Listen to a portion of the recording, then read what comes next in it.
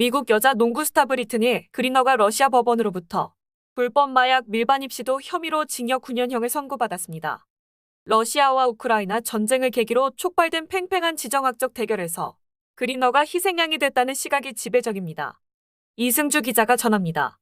4일 CNN, 뉴욕타임스 등 미 현지 언론에 따르면 러시아 힘키시 법원의 안나 소트나코바 판사는 31세 그리너에게 징역 9년과 벌금 100만 루블, 약 1만 6,400달러를 선고했습니다. 법원은 그리너가 혐의에 대해 일부 유죄를 인정하고 반성했고 건강 상태 및 자선 활동 등을 고려해 형을 정했다고 밝혔습니다. 그리너는 이날 법정 최후 진술에서 불법 행위를 사과하고 급하게 짐을 싸면서 발생한 실수로 러시아의 법을 어길 의도가 없었다며 선처를 요청했습니다. 그러나 러시아 재판부는 그리너가 고의적으로 마약을 러시아로 가져왔다고 판단했습니다. 그리너의 변호인단은 이번 판결은 변론의 모든 증거를 완벽하게 무시했고 완전히 불합리적이라며 우리는 반드시 항소할 것이라고 밝혔습니다. 미국 여자 프로농구 WNBA 피닉스 머큐리의 스타 플레이어인 그리너는 비시즌 기간 동안 러시아 농구팀 UMC 예카테린부르크에서 뛰기 위해 지난 2월 17일 모스크바 세레메티에보 국제공항에 도착했었습니다. 러시아 세관원들은 그리너의 짐을 검사했고 1g 미만의 하시시 대마초 오일이 들어있는 2개의 액상 카트리지를 적발했습니다. 결국 그리너는 상당량의 금지 약물을 러시아로 밀반입하려 한 혐의로 기소됐습니다. 이에 대해 바이든 행정부는 그리너의 석방을 위해 러시아와 협상하라는 압력을 받아왔습니다.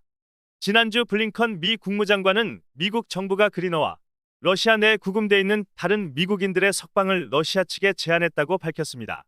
그는 구체적인 내용은 밝히지 않았으나 미국 측은 유죄 판결을 받은 무기거래상 빅토르 바우트를 그리너와 러시아에 수감 중인 또 다른 미국인 폴 휠런과 교환하는 것을 제안한 것으로 전해지고 있습니다. 2011년 미국 국민 살해 음모 등의 혐의로 유죄 판결을 받은 바우트는 징역 25년형을 받고 미국에 수감 중입니다.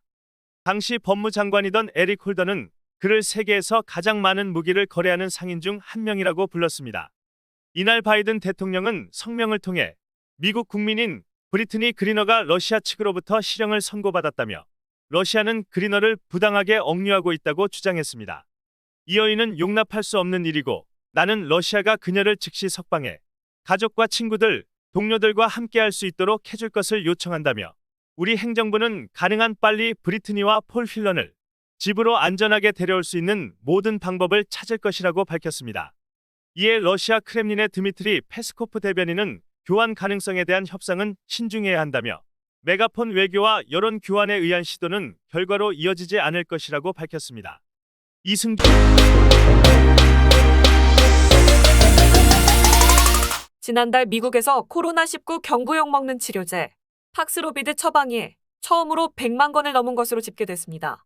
지난 4일 미국 악시오스 신문 보도에 따르면 7월 미 전역에서 코로나19 환자를 대상으로 이뤄진 팍스로비드 처방은 126만 건에 달했다고 보도했습니다. 다보나 기자가 보도해드립니다. 팍스로비드 처방은 지난 6월보다 37% 증가한 수치이며 앞서 1월부터 5월까지 누적 처방 건수보다도 많았습니다. 7월에 보고된 전체 코로나19 신규 확진자의 3분의 1 이상에게 팍스로비드가 처방됐는데 이 같은 처방률은 역대 최대라고 보도했습니다. 화이자가 개발한 팍스로비드는 약약 형태의 항바이러스제로 FDA는 중증으로 악화할 위험이 큰 12세 이상 코로나19 감염자가 이 약을 쓸 수 있도록 허가했습니다. 화이자 제약사는 임상시험에서 팍스로비드의 위중증 예방 효과가 89%에 달했다고 발표한 바 있습니다. 그러나 복용 초기에는 증상이 호전되다 이후 증상이 재발하는 이른바 팍스로비드 리바운드 현상이 나타나고 있어 논란이 되고 있습니다. 조 바이든 미국 대통령도 지난달 21일 확진 후 팍스로비드를 복용했는데 같은 달 27일 검사에서 음성 판정을 받고 활동을 재개했다가 30일 검사에서 다시 양성 판정을 받고 재격리에 들어간 상태입니다. 한편 팍스로비드 처방은 처방 자격을 가진 의료인의 범위가 확대된 이후 급증했습니다. 미 식품의약국 FDA는 7월 초부터 기존의 처방 권한이 있던 의사와 간호사, 보조의사 PA에 더해 약사에게도 권한을 부여했습니다. 팍스로비드는 증상이 나타난 지 5일 이내에 복용해야 하는데 병원과 약국이 적은 의료 취약지에서는 약을 신속하게 처방받기 어려웠습니다.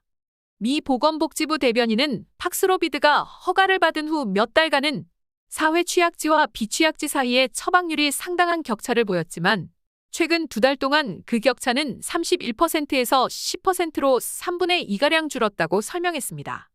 악시오스 보도에 따르면 미 정부는 제약사 화이자와 함께 의료 취약지 내 약국 등 의료 서비스 제공기관 9천 곳에 팍스로비드를 공급하는 방안도 새로 추진 중입니다. 이상 다보나 기자였습니다.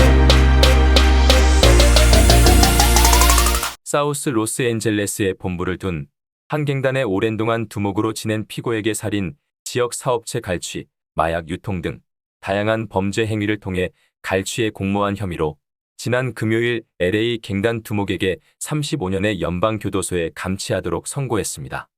자세한 보도는 이승주 기자가 보도합니다. 사우스 LA의 최대 갱단 두목인 올해 56세의 폴 게리 월러스는 지난 4월 18일 강력범죄를 조장하기 위해 조직의 영향과 부패 조장 방지법을 위반하고 총기를 사용한 혐의로 유죄 판결을 받았습니다. 월리스는 로스앤젤레스 연방법원에서 미국 지방법원 판사 앙드레 비롯 주니어에 의해 선고를 받았습니다. 11일간의 재판에서 제시된 증거에 따르면 월리스는 30년 이상 동안 이스트 코스트 크립스 갱단의 일원이었고 사우스 로스앤젤레스에서 영토 통제를 책임지는 갱단의 여러 집단의 리더이자 가장 영향력 있는 구성원이 되었습니다. 월리스는 폭력과 협박을 통해 갱단에 대한 통제력을 유지하면서 재판 과정에서 드러난 증거에 따르면 그는 조폭의 명성을 높이면서 조폭 내에서 자신의 지위를 높이고 경쟁자들에게 보복하고 조폭 내에서 규율을 강화하기 위해 살인을 저지르는 동시에 살인을 공모했다고 밝혀졌습니다.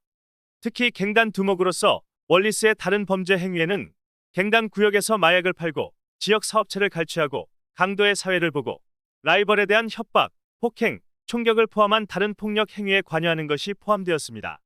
배심원단은 특히 2014년 11월 13일 월리스가 경쟁 갱단 멤버의 살인에 참여했다는 것도 밝혔고 살인 흉기인 AK-47 스타일의 돌격소총은 이후 피고인의 승합차에서 발견되었습니다. 그러나 배심원단은 월리스가 2003년 2월 또 다른 경쟁자를 살해했다는 사실은 발견하지 못했다고 검찰은 지적했습니다. 배심원 판결문은 월리스는 ECC에 의해 통제되는 지역사회와 이웃을 파괴하고 그의 폭력과 갱활동으로 삶을 파괴했다고 판결 각서에서 주장했습니다. 그의 폭력적인 행동이 수많은 피해자들, 그들의 가족, 그리고 지역사회에 미치는 영향은 수년 동안 그리고 가장 불행한 사람들에게는 그들의 남은 삶 동안 느껴질 것입니다. 라고 판결을 했습니다. 이상 이승주 기자였습니다. 다음 소식입니다. 폴란드 국방부는 지난달 한국항공우주산업 KAI, 현대로템, 하나디펜스와 FA, 50경 전투기, K2전차, K9 자주포 등 한국산 무기 3종을 구매하기 위한 기본 계약을 체결했습니다. 기본 계약은 수출 대상 장비와 규모를 합의하는 포괄적인 협약의 성격입니다. 본 계약 체결을 위한 폴란드의 무기구매법에 따른 것입니다. 곧 정식 계약이 체결될 예정입니다. 이승주 기자가 전해드립니다. 도입 규모는 FA-50 48대, K 전차 980대, K9 자주포 672문 등입니다. 한국 방위산업 수출 사상 최대입니다. 우선 물량인 FA-50 48대, K 전차 180대, K9 자주포 50여문 계약 규모는 10조 원대, 현지 생산 등을 포함한 사업 규모는 총 25조 원대로 추산됩니다. 이번 수출은 국산 주력 전차의 첫 수출 사례로 기록될 전망입니다. 특히 국산 항공기의 첫 유럽 진출이라는 기록도 세우게 됐습니다. 공군과 방위사업청, KAI 등 국산 항공기 수출 지원팀은 이번 폴란드 수출 계약을 발판 삼아 1000대 수출을 목표로 하고 있습니다. 폴란드뿐만 아니라 슬로바키아, 불가리아, 핀란드, 오스트리아, 아일랜드 등 유럽 지역에서 50여 대의 추가 수요가 있고 미국, 중남미, 아시아, 아프리카 등 수출할 수 있는 시장이 충분하다는 판단입니다. 이를 위해 KAI는 지난 6월 록히드 마틴과 협약을 맺고 공동 글로벌 마케팅을 진행하고 있습니다. 이를 바탕으로 오는 2024에서 2025년 미국 시장에도 도전할 예정입니다. 280여 대 규모인 미 공군 전술훈련기 사업과 220대를 도입하는 미 해군 고등훈련기 전술훈련기 사업이 대상입니다. 게다가 FA-50은 말레이시아 수출도 눈앞에 두고 있는 상황으로 아시아 시장에서만 180여 대 추가 수요가 예상됩니다. 콜롬비아 등과도 수출 협상이 진행되고 있는 상황으로 남미 지역 6개국 90여 대의 수요가 있는 것으로 파악됩니다. 여기에 이집트 등 6개국 150여 대 수출 가능성이 있습니다. 만약 FA 50,000대 수출이 성공하면 2,800여 대의 전 세계 경전투기 시장에서 대한민국의 시장 점유율은 37%에 달합니다. 단순 액수로만 따져봐도 37조 원이 넘는 규모입니다. KAI는 현지에 맞는 FA 50 모델을 따로 개발해 적극 세일즈에 나선다는 계획입니다. 이상 이승주 기자였습니다. 이준석 국민의힘 대표가 윤핵관을 넘어 대통령에 대한 비난까지 쏟아내자 많은 이 대표를 지지했던 당원들마저 이제 더 이상 이준석 대표를 위해 활동하지 않겠다며 돌아서고 있습니다. 이승주 기자가 전해드립니다. 특히 홍준표 시장은 5일 오후 자신의 페이스북을 통해 새누리당 내부 분열로 박근혜 정부가 탄핵당하고 지난 5년 동안 한국 보수 진영이 엄청난 시련을 겪었다고 수뢰한 뒤 천신만고 끝에 정권 교체를 이뤘으나 새 정부의 미숙함과 또다시 그때와 같이 내부 분열 세력들의 준동으로 윤석열 정권은 초기부터 극심하게 몸살을 앓고 있다며 장탄식을 표했습니다. 이어 이유가 무엇이든 간에 징계를 당한 당대표가 밖에서 당과 대통령에 대해 공격하는 양상은 사상 초유의 사태라며 꼭 지난 박근혜 탄핵 때를 연상시킨다고 크게 걱정했습니다. 그러면서 홍 시장은 이미 이준석 대표는 정치적으로 당대표 복귀가 어렵게 됐다며 이날 전국 상임위가 현당 상황을 비상 상황으로 판단, 비대위 출범에 물꼬를 튼 일을 지적했습니다. 비대위가 출범하면 이 대표는 당대표 자격을 상실한다는 지적입니다. 홍 시장은 이 대표에게 자중하고 사법 절차에만 전념하라고 그렇게 말씀드렸지만 그걸 참지 못하고 사사건건 그건으로 대응한 것은 크나큰 잘못이라며 이 대표를 정면 겨냥했습니다. 즉 당 대표쯤 되면 나 하나의 안위보다는 정권과 나라의 안위를 먼저 생각해야 하거늘 지금 하는 모습은 막장 정치로 가자는 것으로 볼 수밖에 없다는 것입니다. 이에 홍 시장은 지금까지 이준석 대표 입장에서 중재를 해보려고 여러 갈래로 노력했지만 최근 대응하는 모습을 보고는 이젠 그만두기로 했다며 이 대표에게 헤어질 결심을 통보했습니다. 다만 좀 더 성숙해서 돌아올 그때까지 기다리겠다며 마음의 문을 영원히 걸어 잠그지는 않겠다고 알렸습니다. 이상 이승주였습니다. 이상 KMC 뉴스를 마칩니다. 여러분들의 구독과 좋아요를 눌러주시므로 저희들의 뉴스 제작에 큰 힘이 되어주십니다. 많은 협조를 바라겠습니다. 감사합니다. 안녕히 계십시오.